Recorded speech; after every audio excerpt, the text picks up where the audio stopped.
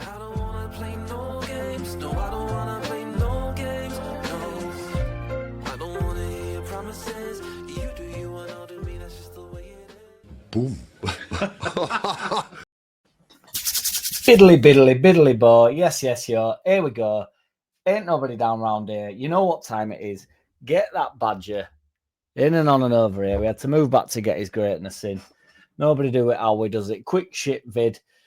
Shout out to everybody that keeps subscribing, liking, commenting, turn cozy on up to that notification bell. It really does help. I'm 53 or 54 or something like that. It fluctuates ever so slightly because I do lose the odd one every time I ask for one, but I also gain a couple.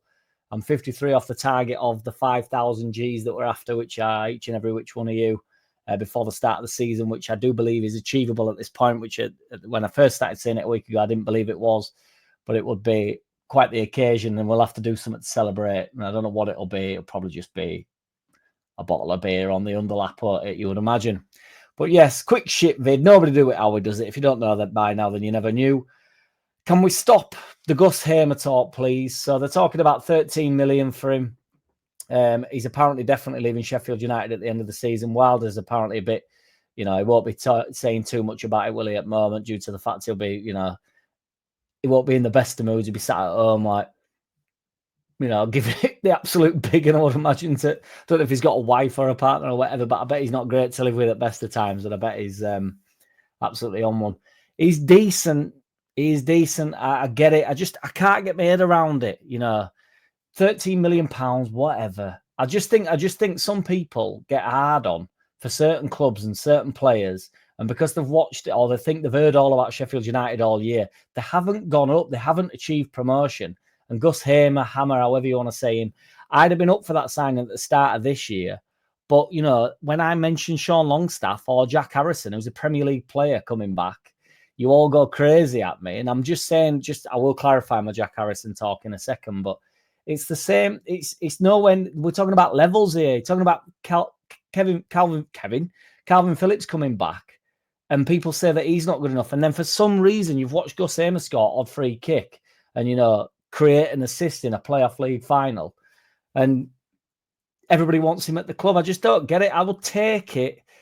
Again, if it's to bolster and if he's nowhere near the side, we do need a 10, of that, there's no doubt. But I think we need to be looking more towards the, the Rutter standard. I don't think we'll get a Rutter standard in, but let's look more towards Rutter and less towards Hamer.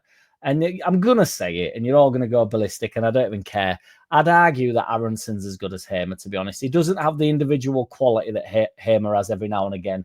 But in terms of just somebody playing in the number 10 role in the Premier League, I'd back Aronson over Hamer, to be honest, just for doing a job for us, and then just hope that everybody else can chip in as they do.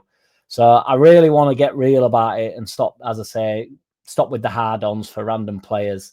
Even though, I've got one for Sean Longstaff, of that there's no doubt, and Joe keeps reminding me of it. But Sean Longstaff gets poo-pooed, and that is, I know they're not, they're similar positions, but they're not the same position, but we are worlds apart in standard there. And then people are saying Gus Hamer. Yes to Gus Hamer, no to Sean Longstaff. Are you dizzy, blood? Are you dizzy? Are you mad? So, yeah, just to explain myself on Jack Harrison, because I got some pellets for it yesterday. I don't want him back at the club. I'm not begging for him to come back. But at the moment, he's on his way back to the club.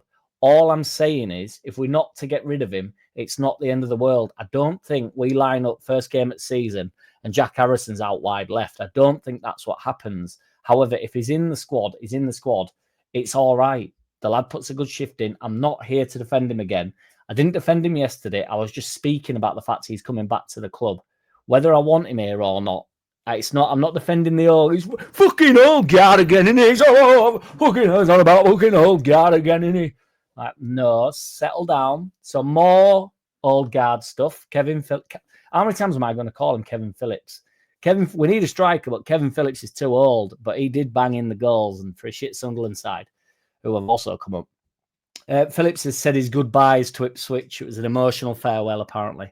So it will be interesting to see what he does. Obviously, he's also on the way back to Man City in a very similar situation to Jack Harrison, just at polar opposite ends of the league. So Jack Harrison's on his way back. Phillips is currently on his way back. Man City fans won't be as frustrated about Phillips coming back, but as the Leeds fans are for Jack Harrison coming back. But it doesn't They don't leave the contract and then go back to the dressing room. Harrison is not currently at Ellen Road, just sitting in the dressing room waiting for Farker to have a word with him. There'll be discussions going on backwards and forwards. They'll sort of know what they're doing. So the club will be aware weeks and weeks prior that Everton are probably, gonna give Jack Harrison back. What is funny, we've got this ridiculous. We follow Everton around like there's no tomorrow. If you watched a video from the weeks prior, if you've been a long time subscriber, you will know and notice that every time I mention a player that is potentially getting signed by Leeds United, it's always us and Everton going for him. And Gus Hamer is, again, no exception. So he's in there. So now, now we've got Jack Harrison coming back from Everton. So we're re-signing, probably try and give him back to Everton. That's a joke if anybody goes mental. He's not going to end up back at Everton, or that had never released him back to club that have spoke. Be interested to see what Phillips does. I personally would take him. I know everyone's going to go crazy. Fucking old guard again. Bamford, Phillips, fucking Jack Harrison. He'll want clicks back in a minute. Fucking who else is a Cooper? Fucking Alioski and a lot of them. Berardi, is it? Berardi centre back. But it'd just be interesting to see what he does. I would take it. I sort of fluctuate in between getting him back and not getting him back. But then when I hear people want Gus Hamer, I think let's get Calvin or Kelvin Phillips in for all I care. Declan Rice has obviously heaped some praise on Tanaka the other day. So Ian Wright's weighed in on Tanaka because everything any Arsenal player says or does or anything that happens Arsenal, Ian Wright has to just agree with them. I know everybody loves Ian Wright, so I'll probably get a few like, oh, no, he's a national treasure, is Ian Hart. Fucking leave him alone, will you? Leave Ian Hart alone, will you? So Ian Hart said on Tanaka, he's not even a kid, but I'm going to go with AO Tanaka as one to watch. They're number 6. If he plays how he's played this season for Leeds in the Premier League, he won't be there long. I'm not trying to get him sold. He's fantastic. He's one to look out for, AO Tanaka.